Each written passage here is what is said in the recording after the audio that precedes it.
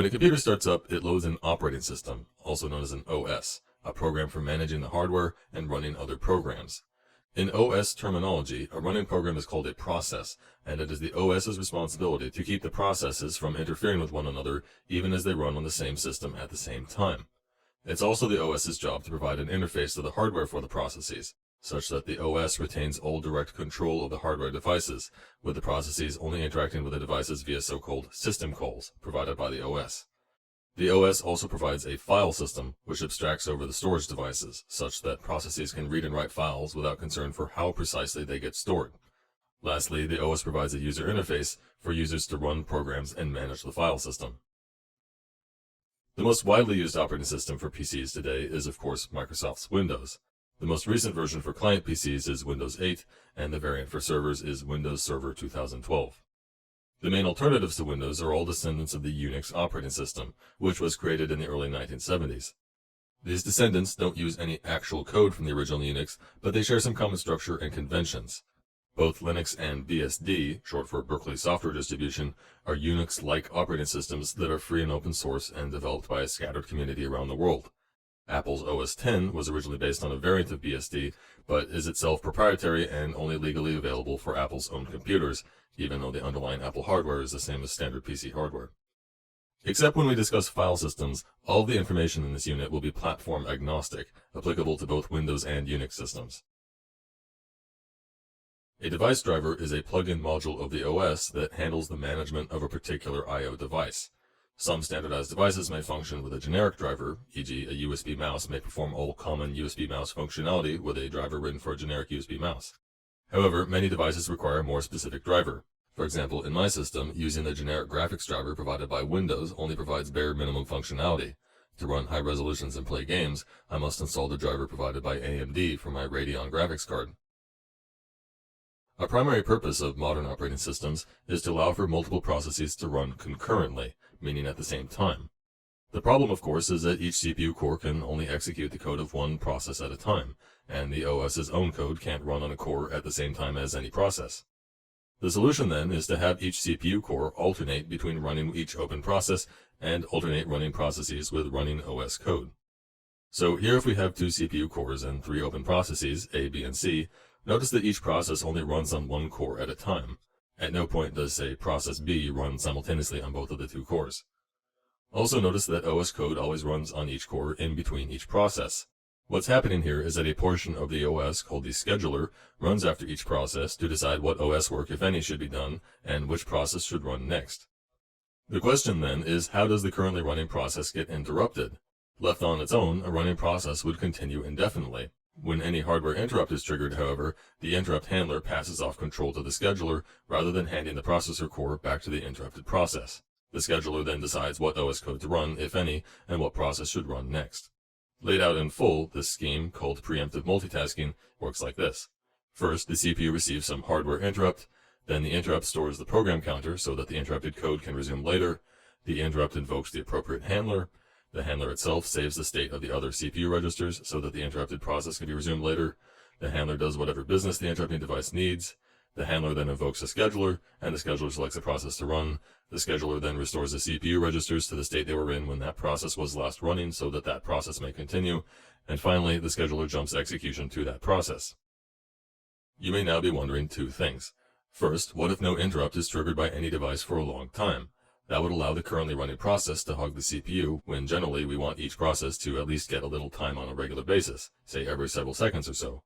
A video game, for example, typically can't go without CPU time for more than a fraction of a second, so it would be no good if some other process ran without interruption for a second or more.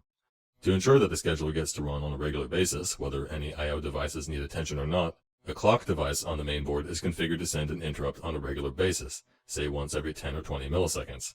Thus, the system guarantees that the scheduler gets the opportunity to change the running process on each core at least several times a second. The next thing you might wonder is how the scheduler chooses which process to run next. Using the simplest algorithm, the round-robin algorithm, the scheduler simply runs each process in turn, one after the other. While this ensures that every process gets run on a regular basis, the more sophisticated algorithms used by Windows, Linux, and other modern operating systems attempt to take into account which processes need processor time more than others. Processes not only share the CPU cores, they of course must also share the system memory. It's the OS's job to regulate the process's use of memory to ensure that each process doesn't interfere with the portions of memory used by other processes and by the OS itself. Here, for example, the processes A, B, and C have been allocated their own portions of system memory. While the OS may access any portion of memory as it chooses, because the OS is supposed to be in charge of the system, each process can only access its own portion of memory. As we'll explain shortly, this restriction is enforced by the hardware, making it impossible for a process to muck with addresses outside of its own portion of memory. However, we need a loophole for this restriction because processes must be able to invoke certain routines at fixed addresses in the OS's portion of memory. These routines, called system calls, are the means by which processes initiate requests to the operating system. These system calls provide functionality for things like, say, reading and writing files, or for sending and receiving data over the network. To invoke a system call, a process must use a specific CPU instruction, usually called syscall, in which the process specifies a system call number. When this instruction is invoked, the processor looks in the system call table for the address of the routine corresponding to the number and jumps execution to that address. Because the operating system controls this system call table, a process can only jump execution to addresses of the operating system's choosing. So aside from this loophole, how do the operating system and hardware restrict a process to only access its own portion of memory? Well, first off, the CPU actually runs in two different privilege levels. When OS code runs, the CPU is put into a privilege level that allows access of the I/O devices and any address of memory. When a process runs, however, the CPU is put into a privilege level that triggers a hardware exception when the code attempts to directly access the I/O devices or addresses not allowed for that process. Processes are supposed to directly touch only their own memory, not anything else in the system. Now, to understand how the CPU knows which addresses are allowed for each process, we have to first look at how a process uses memory. Each process uses a portion of its memory for a stack, for a heap, and for storing the process's code itself, in a section confusingly called the text section, even though the code is in binary form. The code section is straightforward. The binary instructions are stored in a contiguous chunk of memory and never modified for the duration of the process, except for the purpose of dynamic linking with shared libraries, as we described in the unit on programming languages. The stack and heap, though, are both for storing data. The difference is that the stack stores the local variables used by the process, and the heap stores everything else. Looking at the stack first, the stack is a contiguous chunk of memory that starts out unused. When the first function is called, let's call it main, its local variables are stored on the stack in a grouping called a frame. When the main function itself invokes another function, let's call it cat, the local variables of cat are stored in another frame on top, along with the size of the frame and the return address, the address to jump back to when execution returns from cat. Likewise, if cat calls another function dog, then dog's local variables, the size of its frame, and the return address to cat are stored in another frame on top. Notice that as we add frames, we have to keep track of the top of the stack, because that's where we add a frame when the next function is called. Many CPUs, including x86 CPUs, have a specific register for storing this address, usually called the stack pointer. When the function returns, the frame size is used to adjust the stack pointer back down to the last frame, and execution jumps back to the return address. So when dog returns, execution returns to cat, and the stack pointer will point to the top of cat's frame. Notice that we don't have to actually delete any frames, because the space a frame occupies will simply get overwritten by subsequent frames as needed. Also notice that the first frame is special because the program ends when the first function returns, so the first frame needn't store its size or any return address, because there's nothing to return to. Now, the diagram here suggests that the stack grows from the bottom, but in many cases the stack frames start at high memory addresses and grow downwards. This in fact is the case with x86 CPUs.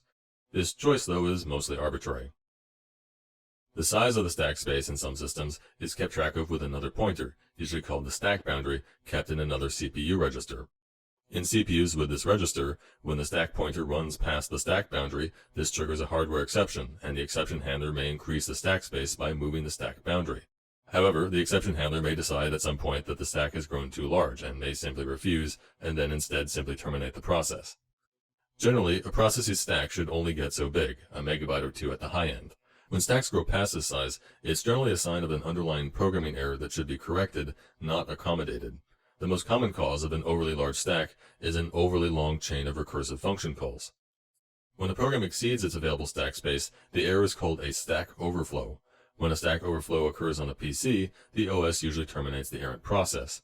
In very simple computers, however, such as in embedded systems, the stack size is not necessarily monitored with a stack boundary, and so when a program consumes more stack space than it should, the stack may poke into parts of memory used for other data or code, likely causing unpredictable bugs. The common arrangement in PCs is to store the stack at the top of a process's address space and the text, the code of the process, at the bottom. All the remaining space in between is available for the heap. Unlike the stack in text, however, no heap space exists when the process starts executing. Instead, the process must explicitly request chunks of heap storage from the OS with a system call. In the call, the process specifies what size contiguous chunk it wants, but the OS decides where to locate these chunks in the address space, and the chunk locations are not necessarily adjacent. When a process is done with a chunk of heap, it should give the chunk back to the OS with a system call to deallocate. It is the responsibility of the OS to keep track of which portions of the address space are free for future allocations, but notice that as a process allocates and deallocates chunks of memory, the memory space can become more and more fragmented, effectively shrinking the size of heap chunks which the OS can allocate because each chunk must be contiguous. Here, for example, the largest heap chunk which the OS could allocate is considerably smaller than the amount of free space remaining. Good allocation algorithms can minimize this fragmentation, but the problem can't be avoided entirely. This partly explains why you should deallocate chunks of heap when you no longer need them. By deallocating, you free up areas in the address space so that they can be allocated again later. The broader reason to deallocate, of course, is that your process might simply run out of address space at some point. Even if your process only needs a modest amount of heap memory at any one time, if your process runs long enough without properly deallocating heap memory, the process may eventually run out of address space, at which point new allocations will fail, likely requiring your process to terminate prematurely. So, failing to properly deallocate unneeded heap memory is generally regarded as a bug, called a memory leak, because the memory available to your program effectively dwindles away over time. We'll discuss this issue in more detail in the unit on programming languages. The memory addresses of a process do not actually refer directly to actual bytes of system memory. Instead, chunks of the process address space are mapped by the operating system to chunks of system memory, but not necessarily contiguously or in the same order. Here, for example, the stack is mapped to one area of RAM in the middle, the code section is mapped to another non-adjacent area of RAM above it, and the portions of heap are mapped to non-adjacent parts of RAM in a seemingly random order. When the OS runs a process, it lists these address mappings in a table, and as the process runs, the CPU consults this table to translate from process addresses to addresses of actual RAM. For example, if the chunk of process address space starting at address 0 is mapped to byte FFFF0000 of RAM, then address 5 of the process address space translates to byte FFFF0005 of RAM. Be clear that each process has its own complete address space, and that the OS keeps a separate memory table for each process. Effectively then, a process can be located by the OS in any part of RAM, and each process can only access its own memory, not the memory of other processes or memory used by the OS. When a process attempts to use a part of its address space which is not mapped to actual RAM in the process memory table, the CPU triggers a hardware exception, and the OS then typically aborts the process with an error message complaining about a page fault, because the mapped chunks of memory are called pages. Each page is usually a set size which depends upon the CPU. 32-bit x86 processors, for example, usually use 4 kilobyte pages. So, in fact, a more realistic diagram would show that the stack, heap, and code portions of a process address space are most likely not mapped as whole units, e.g., each page of the stack may be mapped to different non-adjacent pages of RAM, and in no particular order. To free up valuable RAM, the OS may decide to swap out pages of a process to storage, usually a hard drive. Here, for example, these pages of heap memory are not currently mapped to any part of RAM. Instead, their data has been temporarily copied out to a hard drive, and in the process memory table, these heap pages have been marked swapped. An attempt by the process to access an address in a swapped page will trigger an exception, at which point the OS will copy the swapped page back to RAM and adjust the memory table accordingly before allowing the process to proceed. Thanks to swapping, the total memory used by all processes may actually exceed the capacity of RAM in the system. Swapping pages in and out of storage is of course relatively slow, but better that the system occasionally goes a bit slow to swap pages rather than simply cease to function by running out of memory. With swapping, the processes can use as much memory space as the system has free storage. In practice, the swapped pages in a typical PC at any moment will rarely exceed more than a gigabyte or two of storage, but most pages used by most processes don't get used very frequently, so they might as well sit in swap space most of the time. In its life cycle, a process transitions through a few major states. After the OS does all the business it needs at time of process creation, the process transitions into the waiting state. The sense of waiting here is waiting to be selected by the scheduler. When the scheduler selects the process to run, it then of course enters the running state. When the scheduler selects a different process to run on the same core, this process is placed back into the waiting state. A process typically goes back and forth many times between waiting and running until the process ends, at which point it enters its final state, terminated. There is at least one more important state, blocked. In the blocked state, the process is waiting for some external event in the system before it can proceed, rather than waiting to be scheduled, so it is in neither the state of running nor so-called waiting. Most commonly, the blocked state is triggered when a process invokes certain system calls, such as for reading files. Reading a file often blocks the process because most storage devices, such as hard drives, are relatively much slower than the operations of the CPU, and often a program cannot do anything useful until it gets the data it needs from a file. In such cases, the process might as well relinquish the CPU core it was using and take itself out of the waiting pool, allowing other processes to run while it waits. Once the operating system finishes retrieving the requested data from storage, it unblocks the process, putting it back into the waiting state so that the scheduler will consider it again for execution. Once the operating system finishes retrieving the requested data from storage, it unblocks the process, putting it back into the waiting state so that the scheduler will consider it again for execution. So don't get confused, both the blocked and waiting states involve waiting, but only in the waiting state will the scheduler select the process to run. In the blocked state, the process waits until the OS puts it back in the waiting state. There are several reasons to block and unblock a process, but the most common reason is because that process has to wait for some slow device in the system. As we've mentioned, device drivers handle the business of how exactly to talk to an I/O device, and that includes storage devices like hard drives. However, operating systems provide an extra layer of abstraction for storage devices called the file system, which presents storage space as a hierarchy of directories and files stored in those directories. When your program uses a hard drive, for example, you don't want to have to concern yourself with the details of moving heads and spinning platters. You just want to read and write data in contiguous units called files, and you want to have those files organized into directories. The file system provides this abstraction, allowing programmers to read and write data from any kind of storage in the same way, whether a hard drive, an optical disk, a flash drive, or whatever. The storage area of each drive is divided into one or more contiguous chunks called partitions. Notice that some areas of the drive may be left blank, unformatted, such as the gap between the second and third partitions of this first hard drive. Most commonly, though, a drive is formatted to have just one partition occupying its entire storage area. Still, creating multiple partitions serves some niche use cases, such as installing multiple operating systems on a single drive. In most partition formats used today, each file and directory within a partition is known by an identifier number unique within that partition. So here we have a partition with a file 35, and so we can have no other files within that partition with the ID 35, nor any directories with the ID 35. A file is simply a logically contiguous chunk of data, a sequential series of bytes. What these bytes of a file represent is entirely up to the program which writes the file. Notice though I said that a file is logically contiguous. When bytes are read and written by a program, the program sees them as a contiguous sequential series, but a file stored on disk may actually be stored non-contiguously and out of order. It's the responsibility of the file system to ensure that the logical order gets reconstructed when the file data is sent to a program. A directory, quite simply, is a list of files and other directories on the partition. The directory associates ID numbers for files or directories with names which must be unique amongst all other files or directories listed in that same directory. So within a directory, you can have a file and directory both named, say, Albert, but you can't have more than one file named Albert or more than one directory named Albert. When a partition is newly created, it starts out with no files and no directories except for one special directory called the root directory, which cannot be deleted.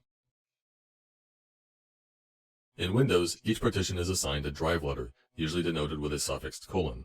For example, C:, H:, D:, etc. A file path is a string of text denoting the location on the system of a file or directory. In Windows, the root directory on these drives are known by the paths C:/, H:/, and D:/ respectively. The path C:/Adam/Nixon refers to a file or directory named Nixon listed in a directory Adams, itself listed in the root directory on the C partition. The path H:/Taylor/Polk/Hayes refers to a file or directory named Hayes, listed in a directory Polk, listed in a directory Taylor, listed in the root directory on the H partition. The path d:/Garfield refers to a file or a directory named Garfield listed in the root directory on the D partition. While the preferred convention in Windows file paths is to use backslashes, forward slashes work just as well. In Unix, however, file paths must use forward slashes. The other major difference in Unix is that partitions are not assigned drive letters. Instead, one partition is mounted at root, meaning that the path / refers to the root directory on that partition. Each additional partition is then made accessible by mounting it to some directory on some other already mounted partition. Here, partition 2 is mounted to root, and then partition 1 is mounted to the directory /banana on partition 2, and in turn, partition 3 is mounted to /banana/apple on partition 1.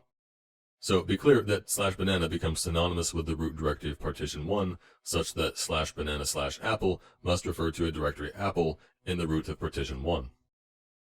With these partitions mounted like this, the path /banana/adam/nixon now refers to a file or directory named Nixon, listed in the directory Adams, listed in the root of partition 1.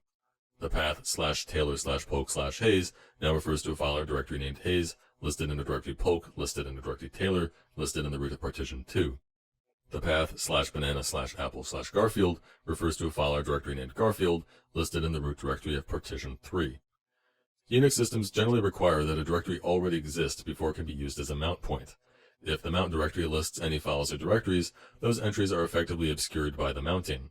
So when we mount partition 1 to /banana on partition 2, we can no longer access the content of that directory because /banana now resolves to the root directory of partition 1.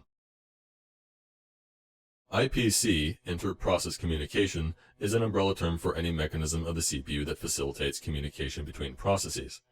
The simplest kind of IPC, files, can be read and written by multiple processes and thus can serve as channels of communication between them. Other mechanisms include pipes, networking sockets, signals, and shared memory, and we'll discuss some of these in the unit on Unix system calls.